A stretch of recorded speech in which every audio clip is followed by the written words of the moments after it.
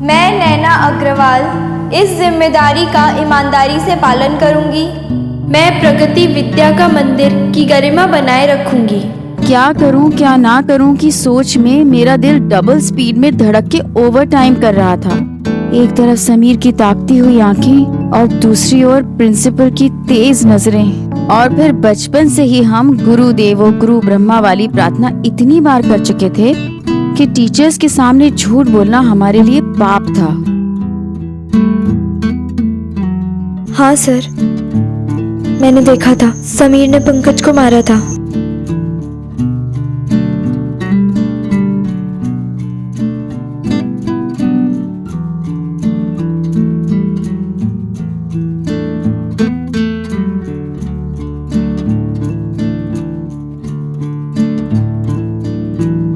तुम लोग जा सकते हो, मुझे समीर से अकेले में कुछ बात करनी है।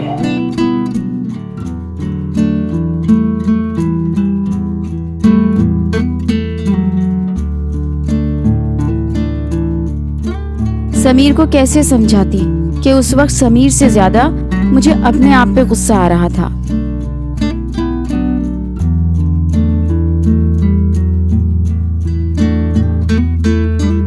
देखो समीर, तुम्हारे नाना जयप्रकाश जी की बहुत इज्जत करता हूँ, लेकिन उनसे ज्यादा मैं इस स्कूल की इज्जत करता हूँ। मैं स्कूल के अनुशासन के साथ कोई समझौता नहीं कर सकता हूँ। तुमने पहले ही दिन झूठ बोला है, इसीलिए मैं आज अभी इसी वक्त तुम्हारा एडमिशन रद्द करता हूँ। तुम जा सकते हो।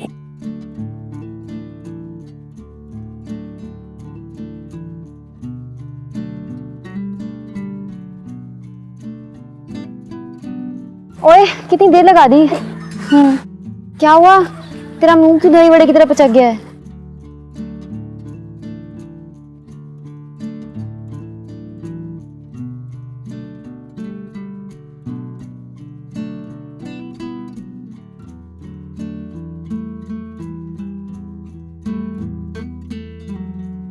प्रीति प्रीति प्रीति क्या?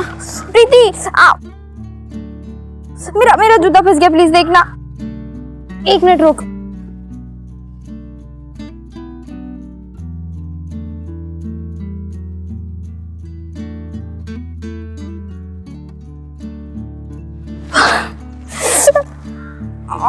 Excuse me.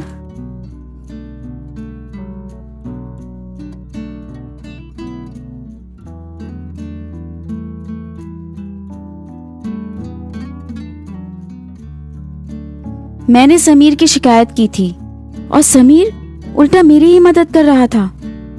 जूते से ज्यादा उस वक्त मेरी अंतरात्मा फंसी हुई थी धर्म संकट में।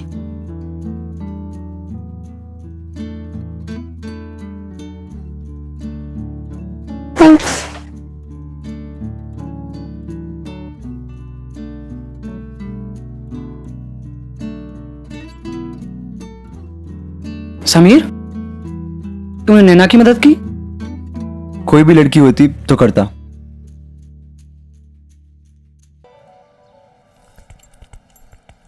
जूतों के चक्कर में आज जूते खाने पड़ेंगे। सेल से पूरे 50% डिस्काउंट में खरीदे थे। एक मिनट, अर्जुन भैया और पापा आ गए क्या?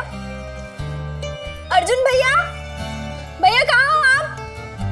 नैना,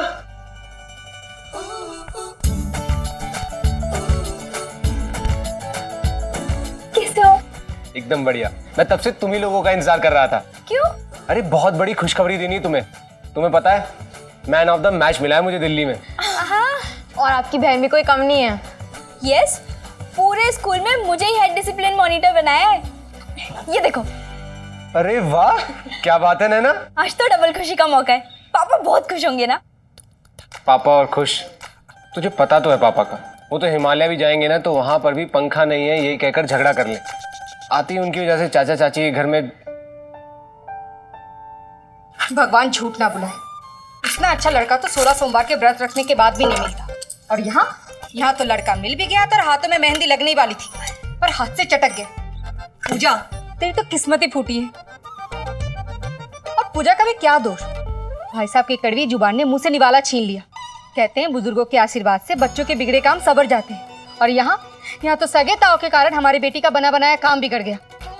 भगवान झूठ ना बुलाए, ना जाने कहां कहां से प्रकट होकर किसी भी अनजाने से झगड़ा कर लेते हैं। सारी बातें सुन रहे होंगे पर अब आएंगे थोड़ी। बस भी करो तुम। अरे मैं क्यों चुप रहूं? भाई साहब के झगड़ालू बर्ताव के कारण हमारी बेटी का रिश्ता तो टूट गया ना।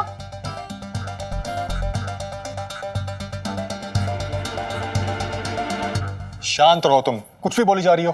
हाँ, मैं तो चुप ही हूँ। ऐसे भी इस घर में मेरा सुनता कौन है? सबको अपनी मनमानी करनी है।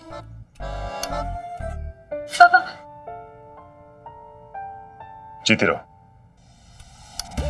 हाँ, जीती रहो और इस घर में रह के सबका खून पीती रहो, क्योंकि भाई साहब के रहते तो उनकी बेटी बिहाने से रही। अब तो ऐसा लगता है हमारी बेटियां भी बिन ब्याहे घर ही में बैठी रह जाएंगी। अरे मम्मी बस करो, कितना खा चुपचाप। तुम मुंह बंद करो अपना। अरे आप मुंह बंद करने का क्या मतलब? जितना मुंह खोलना था वो तो खोल ही लिया इसने, जो सुनाना था वो तो सुना ही दिया इन्होंने। और हाँ, तुम मुझे ताने दे रही हो ना, तो सुन लो, गलती अकेली मेरी नहीं थी, ताली दोनों हाथों से बजती है। भाई साहब, चुटकी तो एक हाथ से बजती है ना। क्या मतलब? मेरे कहने का मतलब ये है, एक चुटकी में बाजी समझ जाती। अगर ताली दोनों हाथ से बजती है तो दोनों हाथ जोड़ के माफी भी मांगी जा सकती थी। एक चुटकी में बाजी समझ जाती, पर नहीं, यहाँ तो सबको अपनी मनमानी करनी है। मतलब मैं माफी मांगू? मैं माफी मांगू? अच्छा, वो इसलिए ना क्योंकि मैं अपने दोनों भाइयों से कम कमाता हूं, और इसलिए क्योंकि मुझे यहां पर रख करके आप लोग एहसान कर रहे हैं, है ना? ये गलत है भाई साहब। एक तो गलती करना, ऊपर से हमें दबाने के लिए बात को इधर उधर घुमा देना।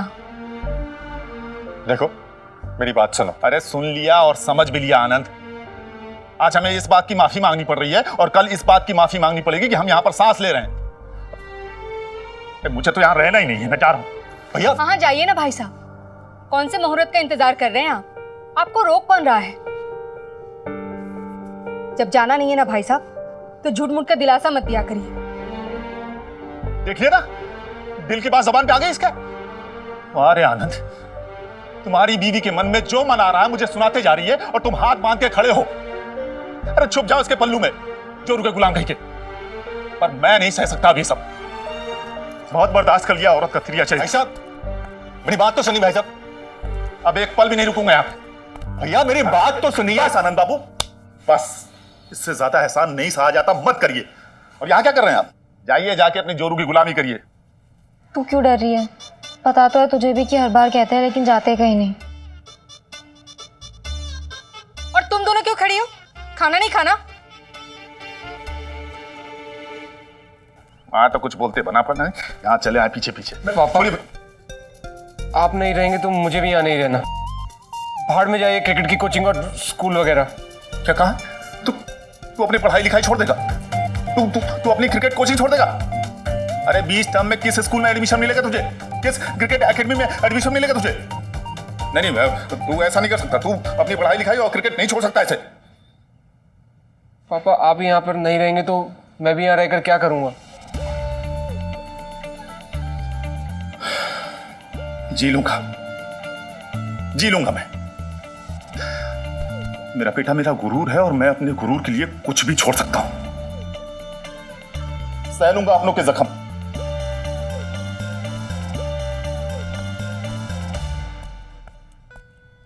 कान खोल के सुन लो सब।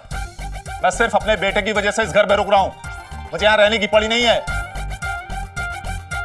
और हाँ, मुझे किसी की मेहरबानी भी नहीं चाहिए।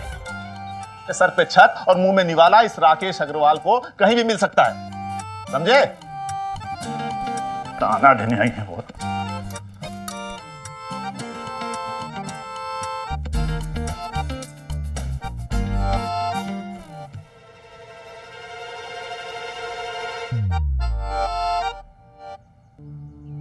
बात का बतंगड़ बनाने की क्या जरूरत थी वहां पे? ये सब तमाशा क्यों किया? हमारे यहाँ का ड्रामा तो किसी तरह खत्म हुआ, पर समीर के घर में तो अभी शुरू होने वाला था।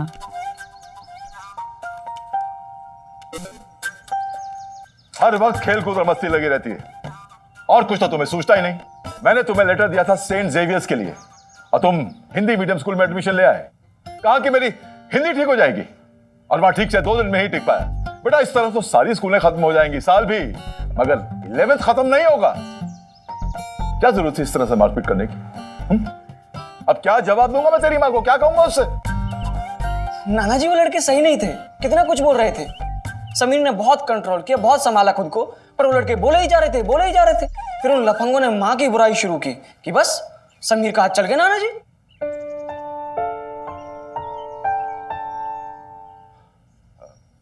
मुन्ना, स्कूल में दिमाग चलना चाहिए, हाथ नहीं। चलो मैं भी आज तुम्हारे साथ कैरम खेलता हूं, एक गेम हो जाए।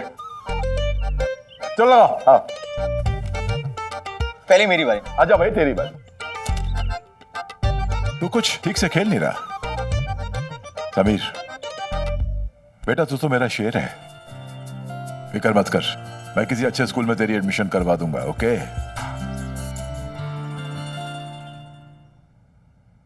आप क्यों बच्चों जैसे रूठ जाते हैं?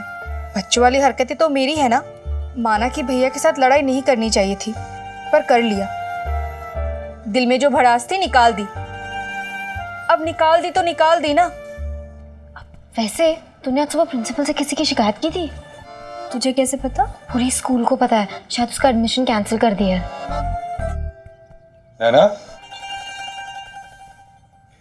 ये तुम्हारे बैच पे क्या लिखा है? दिखाओ। Head discipline monitor, very good. Company? आज ही। शाबाश। और तुम्हारे शूज कैसे फट गए? वो चाचा जी साइकिल में अपने आप फंस गए, मैंने कुछ भी नहीं किया था। अब 2 साल पुराने जूते हैं, फटेंगे नहीं तो क्या फूल खिलेंगे? मैं तो कब से सोच रही थी इसको नए जूते दिला दूं। आज ही मार्केट चलते हैं नए जूते लेने, नहीं तो क्या क्लास की मॉनिटर फटे जूते में स्कूल जाएगी? चाची के गुस्से का पारा फट से चढ़ता और झट से उतरता। वो बेचारी कोई राज पेट में और कोई बात मन में ज्यादा देर नहीं रख सकती थी।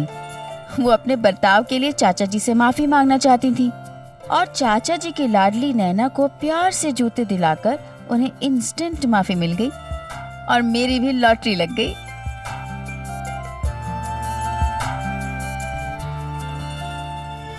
पर अकेले होते ही समीर का ख्याल नंगे पैरों में कांटे की तरह चुभने लगा। क्या सचमुच मेरी वजह से ही उसका एडमिशन कैंसिल हो गया?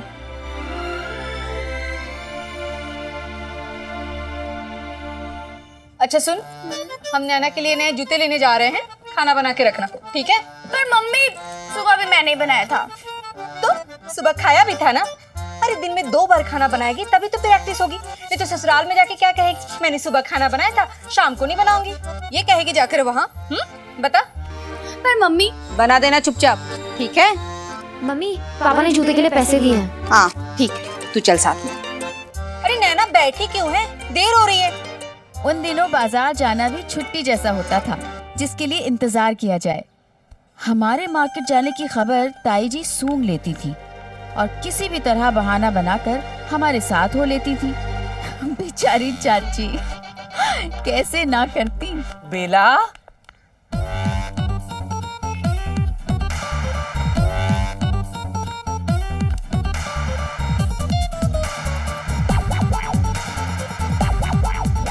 ये पूरी बारात लेके कहाँ जा रही है? हाँ भाभी जी, वो नैना के लिए नए जूते लेने जा रहे हैं। चल फिर मैं भी चलती हूँ जूता लेने। आप भी जूता पहनेंगी? दिमाग खराब हो गया है?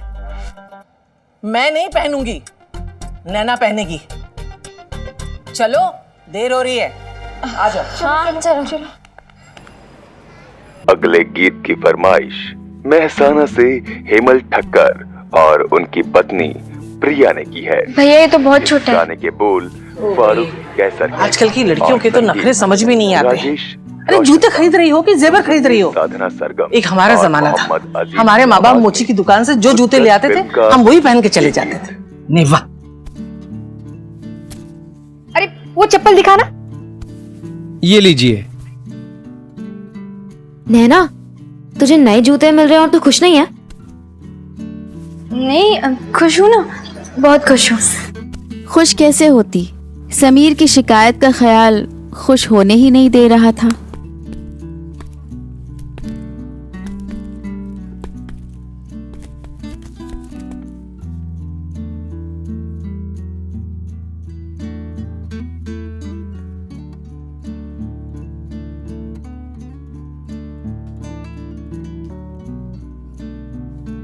ए जिग्नेश।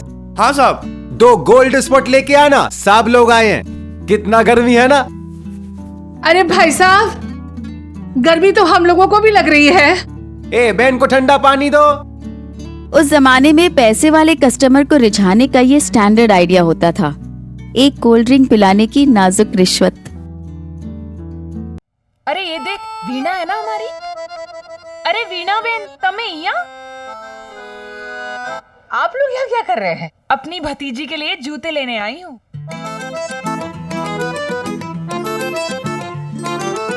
हाँ, अब बच्चों की जरूरत सबसे पहले, बाकी सब बाद में। अब आपसे क्या छिपाऊं, आपको तो सब पता ही है। नैना का मेरे सिवा और है ही कौन। सब कुछ मैं ही करती हूँ इसका। जब से इसकी माँ गुजरी है, मैं ही इसकी माँ हूँ। इसका खाना पीना, कपड़ा लत्ता, पढ़ाई लिखाई सब मैं ही करती हूँ। वैसे सच कहूँ, चंदन की तरह घिस जाने में आनंद ही कुछ और मिलता है। फिटिंग तो सही आ रही है ना? हो गए ना फिट एंड फिट जूते? हाँ, तो ले लेना फिर। सारी दुकान पहन के देखेगी क्या? ए छोटू, ये जूते पैक कर चल। कितना हुआ भाई साहब? हितेश कितना हुआ? 40 रुपए सेठ जी। 40 रुपए।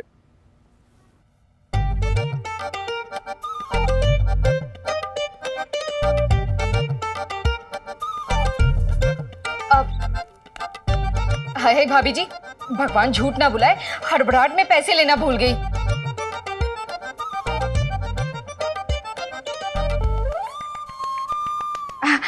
वैसे आपके रहते मुझे चिंता करने की क्या जरूरत है ना भाभी जी?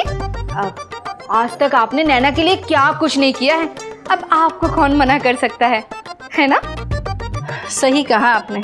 आपके जैसी दुनिया में बचा कौन है? चंदन है, चंदन घिस के सबको खुशबू देती है। वैसे भगवान झूठ ना बुलाए भाभी जी, चप्पल तो मेरी भी घिस गई है। मैं एक ले लूं? आपको पता है बहन जी, हमारी भाभी जी का दिल बहुत बड़ा है, सबका ध्यान रखती हैं वो। और हाँ, किसी चीज के लिए कभी ना नहीं बोलती, है ना भाभी जी? छोटू, वो जो मैंने चप्पल देखे थे ना, उसे भी पैक कर दे। जी बहन जी, अभी करता हूँ। नैना, देखा मेरी माँ ने कैसे ताई जी को उल्लू बनाकर उनसे पैसे खर्च करवा लिए। और ताई जी तो देख, तिल मिला रही हैं। खैर, तिल मिलाने दे, तू चिंता मत कर। कितना हुआ? 90 रुपए। 2 जोड़ी जूते के 90 रुपए? महंगाई कितनी बढ़ती जा रही है। इसे पैक कर दो। Okay sir.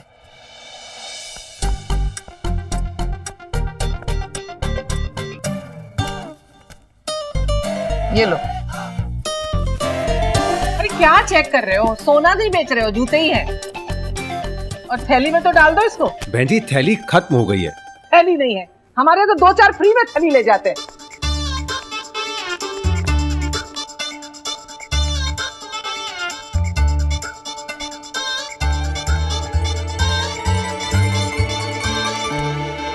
कितना हुआ? 200 रुपए। भगवान, नहीं वाह, हाथ हिला के परेड करने निकली है? पकड़। बड़े लोग सामान उठा के चल रहे हैं, छोटे हाथ हिला के चल रहे हैं, शर्म नहीं जरा सी भी। पैसे निकालना कैसे भूल गई? नहीं भाभी जी, रखी तो थी, शायद वहीं भूल गई। भूल गई। श्रृंगार करना नहीं भूलती, चित्रहार देखना नहीं भूलती, ये भूल गई।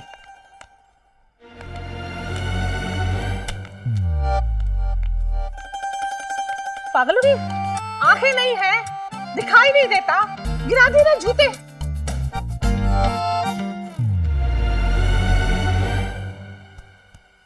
ये जूते तो हमारे नहीं। तो किसके जूते उठा लाई? देख के नहीं ला सकती थी? ताई जी, जूते तो आपने। और सुनो, निव्वा, जूते भी दिलवाओ और ऊपर से ये भी सुनो कि गलती सारी मेरी है। भाभी जी, एक काम करते हैं ना, वापस जाके बदलवा लेते हैं। उठाओ जूते।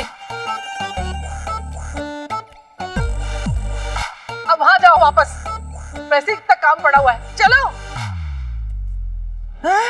लड़की के जूते? अंकल ये हमारे जूते नहीं है बेटा, ये दूसरे कस्टमर के हैं, यही होंगे अभी।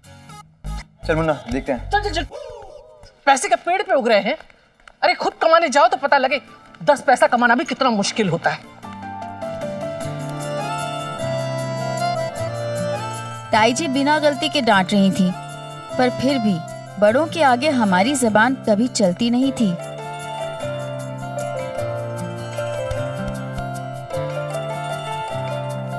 नहीं वाह, बाप ने कभी चबन्नी नहीं खर्ची और बेटी का देखो शौक नवाबी है। अरे मैं तो तंग आ चुकी हूँ, जरा सी भी जिम्मेदारी नहीं है।